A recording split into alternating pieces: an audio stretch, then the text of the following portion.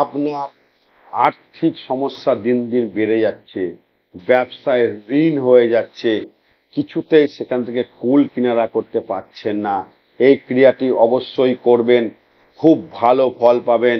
শ্রাবণ মাসের শেষ সোমবার, শ্রাবণ মাসের শেষ সোমবার আপনি কোনো শিব মন্দিরে যাবেন, একটা পাথরের বাটির মধ্যে একটুখানি চাল নেবেন, তার মধ্যে একটুখানি ধুনো দেবেন, দিয়ে এই মন্ত্রটা বলবেন, ওম হ্রিং হুম হ্রিং হ্রিং ওম হ্রিং সোহা 7 বার বলবেন।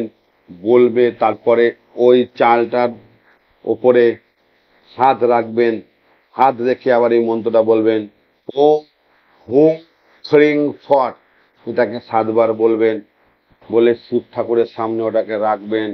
তারপরে বাবাকে একটুখানি ব্রহ্মকুণ্ডের জল, একটু মধু, একটুখানি ঘি, একটুখানি দুধ, এই দিয়ে বাবাকে অভিষেক করবেন।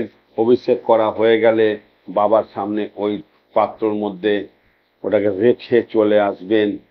দেখবেন এই ক্রিয়াটি করা ঠিক 7 থেকে 10 দিন পর থেকে আপনার আর্থিক ক্ষেত্র আস্তে আস্তে করে উন্নতি হচ্ছে। করে দেখুন, গ্যারান্টি দিয়ে বললাম, অবশ্যই ফল পাবেন। ফল পেয়ে অবশ্যই হর হর মহাদেব কমেন্ট করবেন এবং ভিডিওটাকে শেয়ার করবেন। ভালো থাকবেন। জয় মহাকাল।